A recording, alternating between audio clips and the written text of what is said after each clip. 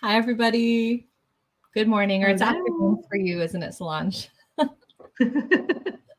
So, our topic for today is why most projects fail and how yours can succeed. And Solange and I have been working jointly with people on getting projects into the world, primarily group programs, courses, self published works. And there's a lot of like unspoken first steps that happen before anybody really like starts doing anything. And we want to talk about those first steps that often people don't talk about or that are happening sort of behind the scenes for people with projects so that you could succeed. We want to help you succeed. We want to bring some things into the light that we just don't think or talked about. And we want to share experience, best practices from launching our own stuff, best practices from what we see really working for clients, and just really go over what we really feel are like the 3 necessary keys to make sure that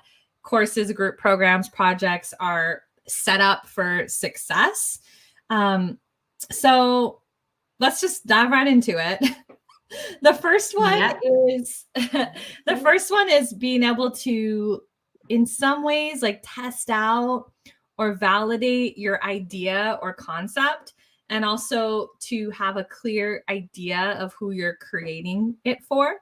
Because I think oftentimes, especially with courses, people can get excited and they want to just like dive right into it. But then oftentimes there's like all of this time spent, and then people feel like they're trying to then market something that they didn't validate. And I feel like I was lucky before I built my first course to like get that advice from somebody. So I want to pass it on.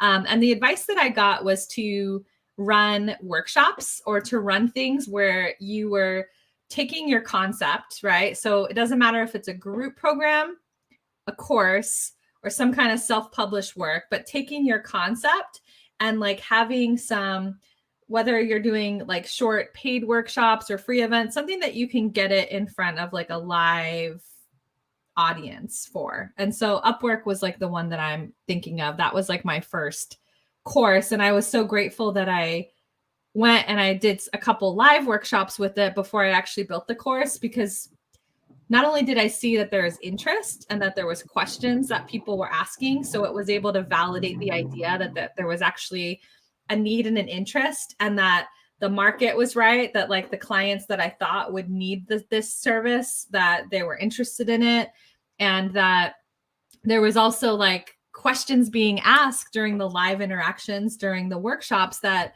I would have never, ever thought of, that I was able to include in my course. So that I feel like is something that a lot of people just completely skip over. What have you seen with that? Like, have you seen with clients, Solange, like just skipping that step of like validating ideas, or any stories you want to share or best practices there?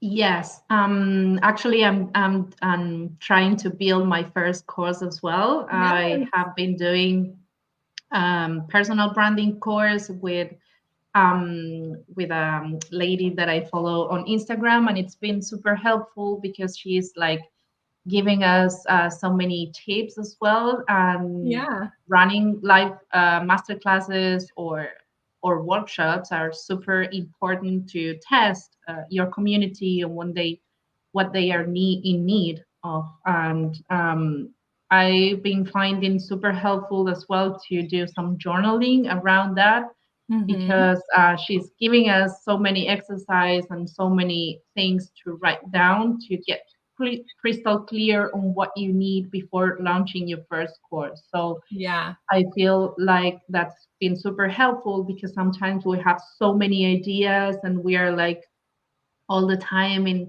our mind, like trying to figure out what we want and what the community want, what we need.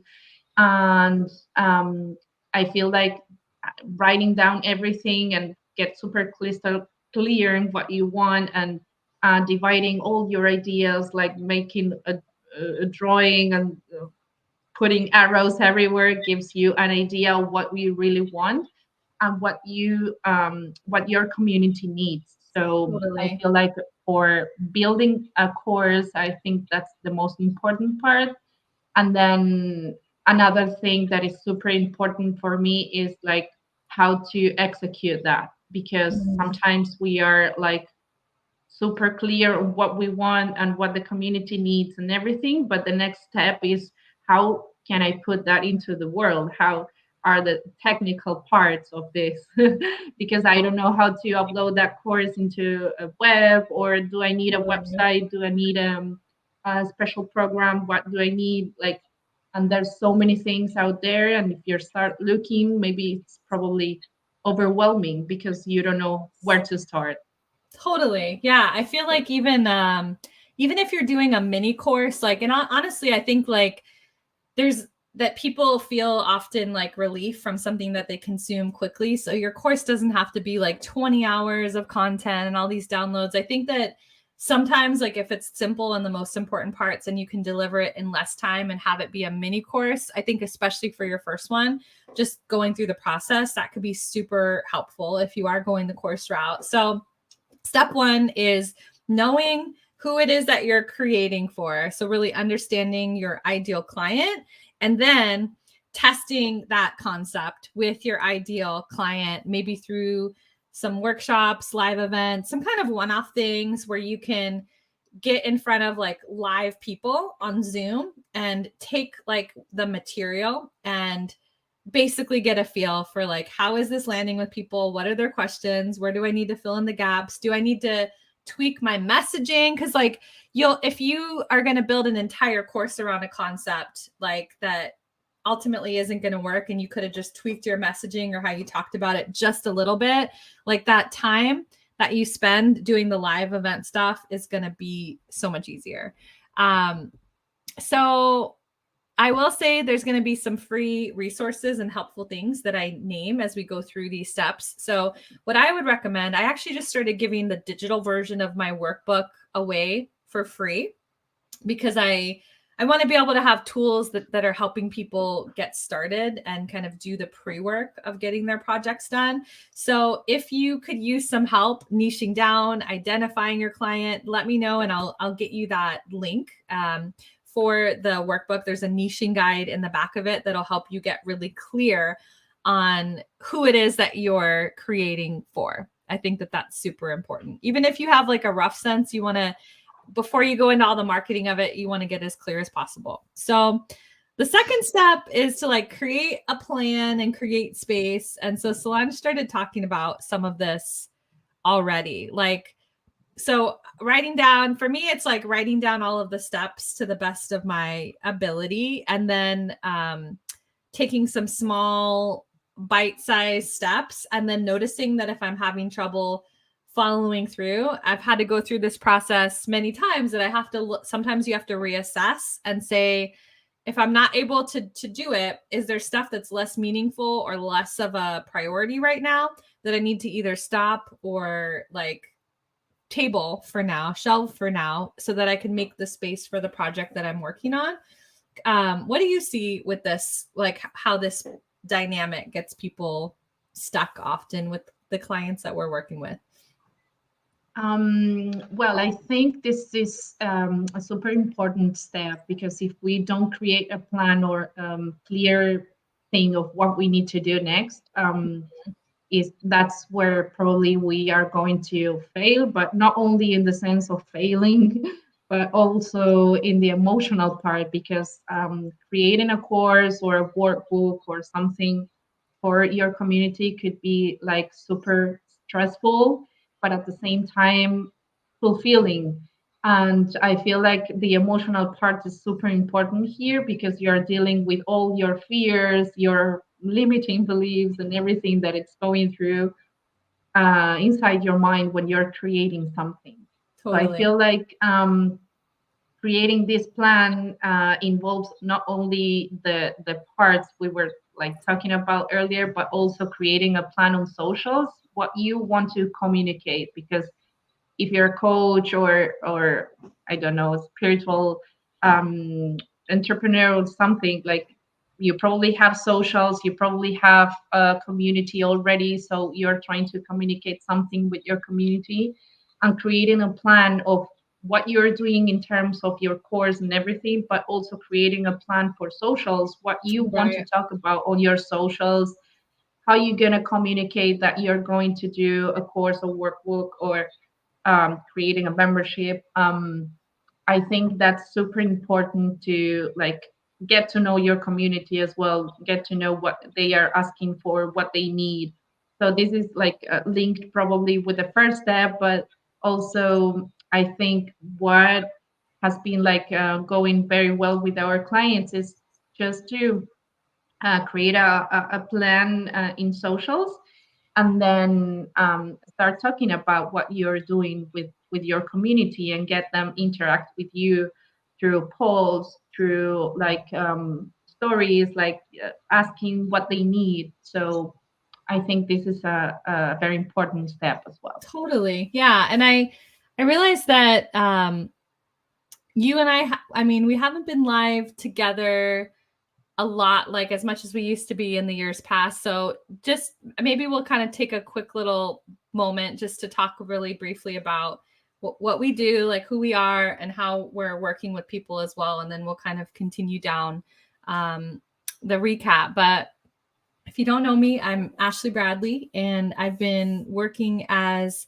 a coach for many years now. And over the last 2 years, I've been stepping more into the creative and content creation side and project management side of working with clients. And so I've been a lot more behind the scenes. I feel like for a long time, it was a lot of live readings or kind of just only hosting things that were for like the spiritual community coming onto Facebook primarily was where I was, or on TikTok. And I feel like now, like over the last 2 years, everything has been about done for you projects, creating for companies that have a big need for a program, and me working behind the scenes with them to create all of the aspects and to really just take their requirements and to take it on. So I've developed a lot of expertise of over the last 2 years of building these courses, these audio programs, these workbooks as fully done for you projects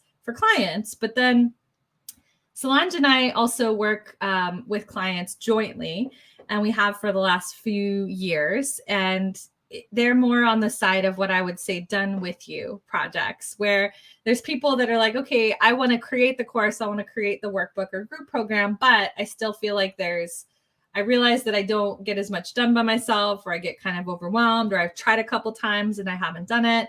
And so it really started as like an informal process. And now Solange and I have teamed up to create our Rise and Thrive offer, which I'll let you talk a little bit about your background, Solange, and we'll tell you, we'll definitely tell you a little bit more about how you can work with us in a really affordable way if you want some support to get this done, and you don't want to do it alone. So do you want to share a little bit about you, Solange? Yes, sure. So I have been working as a virtual assistant for the last 3 years and a half, almost four.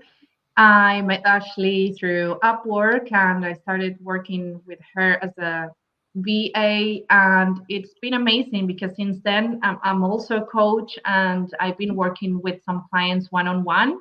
But then I realized that I wanted to go more for the VA and assist my clients Yeah. with coaching and like specific tech things. And I realized that it was a really good way to like mix these two things together, coaching and BA and project management, and like more working in the behind the scenes right now and more like in operations things. So I think it's been great because I've helped my clients with all these kind of things, and I really enjoy working with these programs and these kind of things that allow me to learn all the time different platforms, different things. Yes, that's what I realized, that I want to help clients with the implementation part and also the accountability part, because I feel like it's super important to keep you on track. Because if you have a plan and if you have everything ready but you don't like keep on track, or you realize that you can't do things by yourself, it's kind of hard to move on. So that's what I want everyone to do now. So Totally, totally. So just to recap where we've been so far, we're going over really the things that make most projects fail and how you can do something different to help yours succeed, and just going over like these initial steps that often aren't talked about when it comes to creating projects. We hear a lot of people talking about like tech or like different types or styles of courses, but I feel like the pre-work is not often as publicized because it's not as sexy and exciting most of the time. So number one is really understanding clearly like who you're creating for, and then like testing that idea with your audience through some like workshops or some just some like one-off events so that you can get in front of a live audience before you go and build the thing. I had mentioned I have a resource for ideal clients. So even if you watch the replay, just put ideal clients in the comments and I'll send you that resource to help you get really clear on that.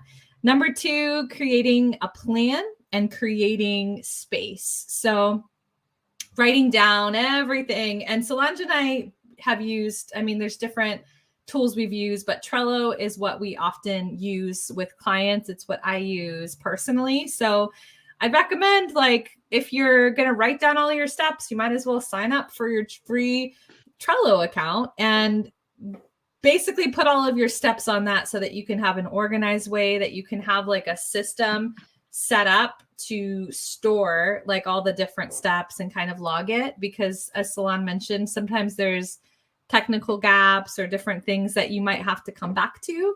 And I think it's just useful to be able to look at everything and say, okay, based on where I am, what's my next step?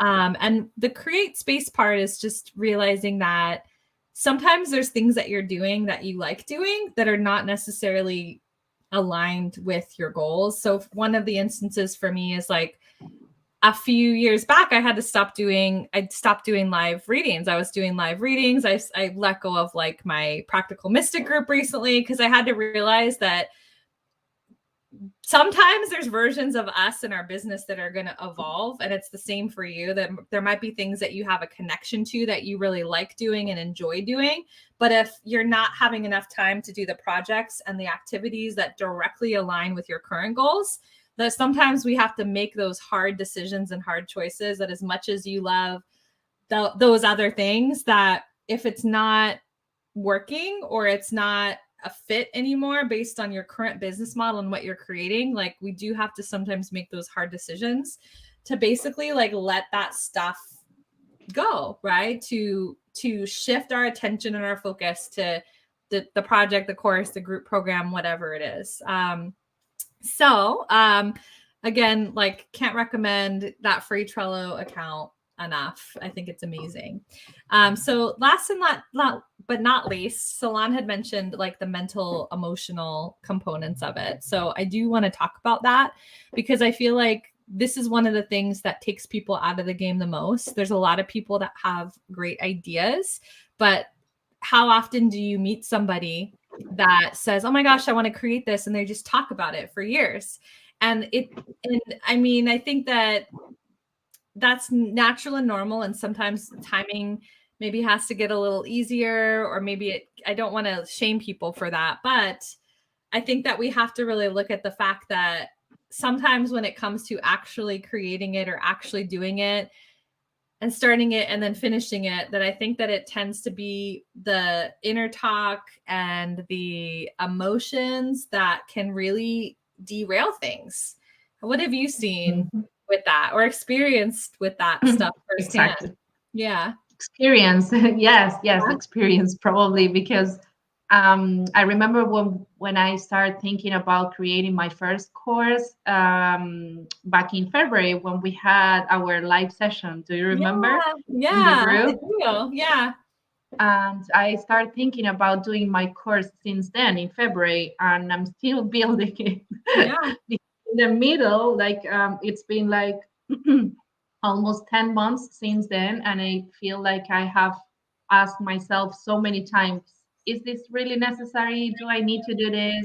there's so many people doing courses out there. Why would I like succeed in this? Like nobody will buy my course. And um so many limiting beliefs and so many things that like arise into your mind when you're trying to create and do something new, especially getting out of your comfort zone.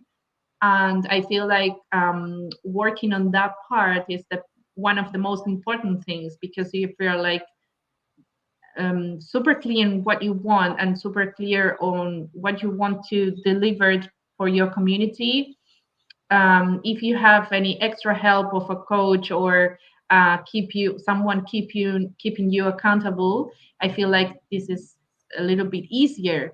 And like doing these exercises or like working your limiting beliefs in the process, it's really helpful to keep you on track Yeah. of what Yeah, you want to do. totally. And I have a 6-day challenge that, to me, like, I feel like I'm all about frequency first and like setting the stage. Like before you go and create or you go to work on your idea, you have to get like all of this aligned so that you can show up and bring your best. Because I think that what happens is if you go in and you had like a challenging day, or you have like a really loud inner critic that day, then what will happen is like that voice will show up and it's just going to be picking your idea apart, and it's going to be really challenging to be able to move forward and to create it, and to have like to really be holding that vision of it already being done. So just put challenge in the comments if you want to link out to the free challenge, because that's specifically created to help people move beyond like fears and blocks, and to give them a specific process that I'll guide you through creating for yourself to keep you in the game with what you're creating. Because everything I create for free is specifically built off of like me working with people and watching clients and being like, what are they struggling with? How can I create something that can directly help them with that? And I feel like something to name, like I like to watch House of Herbie podcast. I love Queen Herbie. And they make music. Her and her husband are like a duo, but they talk about how sometimes people's first album that they put that out and it's like they're so excited, but like nothing happens with it. But it's like you have to keep going. And so often we see these like big course creators and we think like we're not meant to do something if it doesn't just immediately make you millions of dollars. But the thing is to keep in mind is that sometimes it will be crickets initially. And I think that you have to decide to keep yourself in the game, because the people that are winning are the ones that basically have continued to show up. And what happens is like all of the assets, all of the digital things that you've created, all of the courses that you've created, that when you get to the point where something shifts, like all of your other stuff will oftentimes like basically get love. And it's like, that's how I think one of the ways people can tell that somebody's been doing something for a while, is they see like, oh wow, they just have like all these things out there, all these helpful tools and resources. So don't get discouraged. Like even if you've done it in the past and you've felt like you haven't been successful with it, or people haven't cared, it's like the point is to be able to keep showing up and to continue to do it. And you will be successful. Like I guarantee you that if you continue to show up and just try to improve and get better each time, you'll be successful. But it doesn't always happen in the exact time frame that we need it to. And so what are your thoughts on that, Solange? Do you have any thoughts? Well, yes, I was just thinking on Lucinda. She's done the 6 days challenge, and now we are creating her first course. Oh, I love it. She's running her masterclass next Tuesday, and then that masterclass will lead into the full course, which is all about energy. So doing this challenge, which is like super helpful, has helped her to get out of her comfort zone and start creating what she really wanted for so long. Totally. So I feel like this is super, super helpful, and it's so important to start seeing and working on this mental and emotional game from your mind. So I think this is really, really important. And yes, and another thought is that we are like in working constantly on these emotions because they come up all the time in different Yes. stages of the process. So I feel like it's super important to have someone as a coach or accountability partner or a buddy or someone that you can get Totally. to when these kind of things come up to you in the process, right? Totally. Yeah, I have a lot of people tell me that they're like, honestly, I don't really do good working on my projects on my own. And they're like, I need some source of accountability, whether people you create that within your own circle of friends or colleagues, or you find somebody and you hire them to do that. I feel like there has to be a structure and the people to kind of keep you in the game so that you keep going. That's the most important part, is that you keep going. I've also been more vocal about this with people, and I think sometimes it might be kind of counter or opposite to what most people are feeling out there, is to take the pressure off of like your baby fledgling project to make money and produce for you immediately. Because can you imagine like going into a relationship, for instance, and being like, okay, here's what I need from you. Like, I know that we just started dating, but here's what I really like need from you and what I expect. And if it's not this, then I'm done. Like, I'm not going to create anymore. And I think that we almost like come in with that energy for our projects or our courses. And that if it's just like not all these crazy bells and whistles, that like there is a sense of like devotional, like sacred time of continuing to show up, right? And it doesn't always have to look the same. I think it like consistency as well. Like sometimes I feel like I would hear consistency and I would think, oh, that means it has to look the same every day, but it doesn't. Your schedule, what it is, it's just about regularly continuing to show up and kind of chip away and take bite-sized steps towards something. But I do think that like 90% of this is the inside game. And so often we hear people say, act as if, like, act as if it's already done, act as if like the audience and the millions of people have already read your book and they're waiting for your course to come out. And what I felt wasn't always addressed was like the process of doing that, right? And so I feel like for me, the challenge, the 6-day challenge, and again, if you haven't done the challenge, just it's free, put it in the comments. That is literally about helping you really build your own process for stepping into your creation, right? To have something that you develop that is your routine, that before you sit down to work on your workbook, write your book, work on your course, that you have a way of intentionally stepping into it so that you can really like feel like you're choosing that energy. You're choosing an energy that's going to support it. And again, like I think that it's smart to like to not less necessarily put the pressure on it that it has to produce for you, that you're choosing things that you're willing to make long-term commitments to. And you're like, I'm in it. Like, I know that this will work. I know if I stick with it, it'll work. But I think the financial pressure to be like, this has to win immediately or I'm done is kind of can break it. I think people could feel that. So if you like, as I mentioned, like most of my work these last few years has been done for you projects for other people. And now we're really introducing Solange and I together a done with you model. So we do have a super reasonable offer that we've recently launched called Rise and Thrive. And you get to work with both of us and you get to have essentially a team of coaches and project managers that work with you. And the process starts out once you, the right time to start would be once you're really clear on your idea, which is why we're kind of giving you the pre-steps. I think if people are too early in the process, it's like kind of hard for them to like, if they don't know what they're creating, you're not going to be ready to like fully take the steps yet. So the right time to work with us is like when you're ready to begin, or maybe you've had a few goes at it on your own and you just feel like you can't get the momentum on your own. And so I meet with people for 2 hours. I really help them solidify right when we start working together, everything that they're doing with their project. And Solange joins us for the tail end of that first 2-hour kickoff call.